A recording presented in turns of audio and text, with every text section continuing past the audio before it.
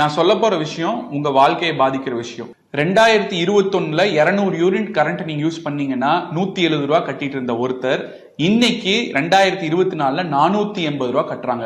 3 மடங்கு current bill அதிகமாயிருக்கு. உங்க பாக்கெட்ல இருந்து தான் காசு போகுது. அதுக்காக தான் இந்த வீடியோவை நீங்க கவனமா பார்க்கணும். இன்னைக்கு திமுக அரசு அதிமுக உதய் மின் திட்டத்துல கையெழுத்து போட்டங்காட்டிக்கு தான் இந்த மாதிரி கரண்ட் பில்லை நாங்க ஏத்த வேண்டியிருக்குன்னு சொல்றாங்க. அது எல்லாமே போய்.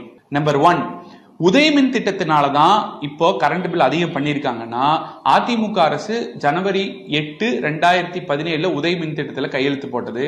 அப்ப இருந்து இப்ப 2021 ஆட்சி முடிகிற வரைக்கும் 4 வருஷம் ஏத்தவே இல்லை. அதுக்கப்புறம் திமுக அரசு 3 தடவை ஏத்திருக்கு. செப்டம்பர் 2022, 23 ஜூலை, 24 ஜூலைன்னு சொல்லிட்டு 3 ஆண்டுகளை ஏத்திருக்கு. அப்படின்னா உதய மின் திட்டம் காரணம் கிடையாது. நம்பர் 2, முதல் தடவை ஏத்தும் போது திமுக அரசு என்ன சொல்லுச்சுன்னா நிலக்கரியோட விலை அதிகமா இருக்குங்க, அதனாலதான் ஏத்துறோம்னு சொல்லுச்சு.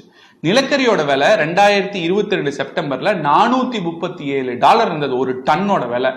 ஆனா இன்னைக்கு $135 தான். ஆக மொத்தம் பாத்தீங்கன்னா 70% நிலக்கரியோட விலை குறைஞ்சிருக்கு. ஆனா இப்ப வரைக்கும் ஏத்துற பாடல் தான் இருக்காங்க, இறந்துட்ட பாடு இல்ல. அப்படின்னா நிலக்கரி விலை இதை ஏத்தறதுக்கு காரணம் இல்ல. 3வது என்ன சொல்றாங்கன்னா, இல்லைங்க இந்த உதய மின் திட்டத்துல நஷ்டத்துல ஓடுச்சுன்னா ஈபி கண்டிப்பா ஏத்தணும்னு சொல்றாங்க, அதனால ஏத்தணுங்கிறாங்க. மத்திய அரசு இருந்து ஒரு லெட்டர் வரும் அப்படின்னு சொல்லிட்டு மாநில அரசு அந்த நஷ்டத்தை நாங்களே ஏத்துக்கிறோம், எங்க மக்கள் மேல திணிக்க விரும்பல, அரசு அதை ஏத்துக்கும் அப்படின்னு சொன்னா அவங்க ஒத்துப்பாங்க, அவ்வளவுதான். அதுவும் போய். நம்பர் 4, இல்லைங்க ஒரு துறையை நாங்க லாபத்துல நடத்தணும்னு நினைக்கிறோம், அதனாலதான் பண்ணணும் அப்படின்னு நீங்க சொன்னீங்கன்னா பார்க்கலாம். செப்டம்பர் 2022க்கு விலையேத்திற்கு முந்தத்த ஆண்டு இபியோட வருமானம் 62,800 கோடி, அதுல 9,130 கோடி நஷ்டம்.